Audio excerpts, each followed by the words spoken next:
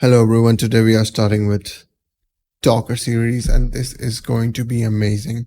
Just a brief intro about the course or tutorial, whatever you want to call it. It is not for people who just want to learn Docker in an hour, 2 hours, those kind of videos on YouTube. This is not one of those. This is not a crash course. This is an in-depth series and it's aimed to make you an expert. So it's going to be pretty long. I cannot tell you how long right now, but I will cover almost everything that Docker has to offer and new and everything. Everything will be updated soon. So in a way, it's going to be never-ending series, but you will become an expert within some hours of it, not 10, 15, maybe more. I don't know. So the length is something that is not a factor in this series. You're just going to be with me on this journey. So yeah, that's that. So if you are really trying to become an expert, this is the series for you. Otherwise, bye. Have a nice day. So let's start. All right. Docker has been in market for a good amount of time now, and for a very good reason. Before this, things were very complicated and time consuming. What things, you ask? Everyone is busy creating their applications, and of course when you have an application, you want to ship this application. That's the term I'm using. Send that application, so that application can be utilized by other people. The problem that existed before Docker was these applications that you create. This could be any XYZ application. These applications have dependencies, have so many little tiny bits that have to be accurate for in order to them to work. And Docker comes along and does that. So if you want to understand, if I'm running something on my own laptop, so I cannot just take that application and copy paste it in your laptop, and there's a good chance it won't work.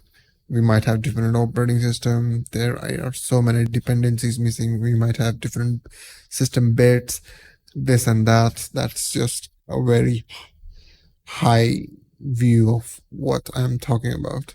In practical world, applications have way more tiny dependencies. So this is what Docker does. You take your application, you take some base OS, and you provide all that custom XYZ requirements, and you create an image of it. That's what an image is.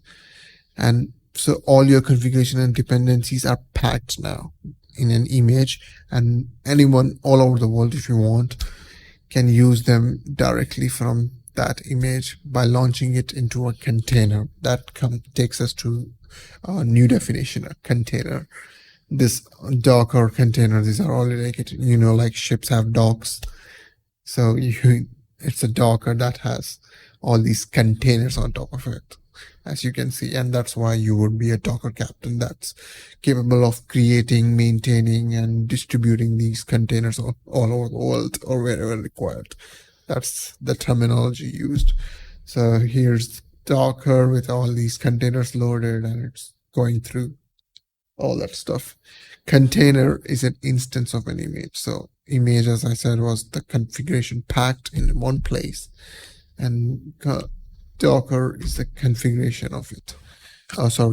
Container is an instance of it. So it contains everything that is needed, including the OS, the application itself, obviously, and all the dependencies. And this makes the whole process so fast. So let's say I want to run Microsoft Word. What do I need? I need Windows. I need Microsoft Windows for it. What does Windows have? It has Paint, it has browsers, it has all that bloatware that I don't need. So that's why when you install Windows, it takes hours on your laptop. And then it will take some more time to install Microsoft Word, and that is a long installation time. That's where containers come in. They only have what is needed. So if I want to run a web server, it will have OS, minimum OS, very minimal OS, and that's all it will contain, and your application and the dependencies. So an image is like an Ubuntu image is something like 200 something MBs, and with configuration of a web server it can be like 250 MB. So it's easy to download 250 MB, and container runs from that image within 1 second. So you have all that configuration, all that setting, the OS. So that's something that takes hours to do manually. Containerization can do that within 1 second. That is the power of Docker, and that's why everyone is using it, and that's why it's in so much demand. It is the new thing, and everyone just wants to do that, and it's a great requirement in especially the DevOps fields, and is needed everywhere these days because everyone is moving to cloud, and cloud, it's very easy to just create an image of your entire application of your needs and push it. That's easy it is. That's how easy it has become to do. Oh yeah, the CI/CD bit, I completely forgot that. So in CI/CD you have your continuous integration and deployment. When Docker comes in the plane of that, everything becomes so simple. You have developers do what they have to do and create an image, and that it can be tested and tagged. It has been passed in virtual stages. That could be development stage, in QA, production, and when it's done, reaches production, the final image can be used to deploy the application. Everything is so fast. So this is a quick overview of what I'm talking about.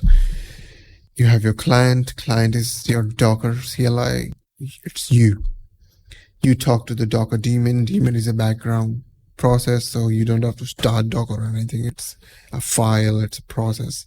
When you install it, it's going to be there. It uses a RESTful API. The client uses a RESTful API to talk to the Docker daemon. And once that done, so if you are saying Docker pull, for example, is a command to get that image from the registry, which I'm going to talk about just now, to your own host file. So it says to Docker daemon, I need this image. If you have this image in your local host, it will directly take it, if no need to pull. But if you don't, it will go to the registry. Now registries where images are stored. Docker has its own public registry. It's called the Docker Hub.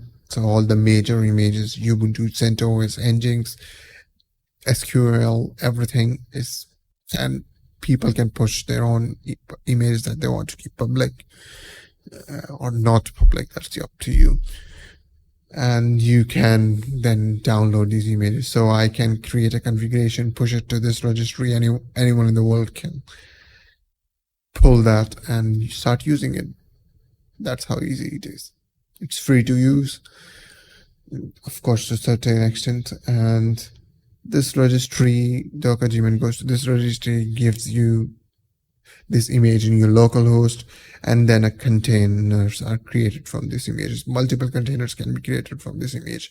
So it also ensures this kind of uniformity. So everyone does not end up in a different system, which was a common problem before, that everyone is installing the same application, but someone does not have something, there's a file missing, this and that. This does not happen in containers because they're all coming from the same image.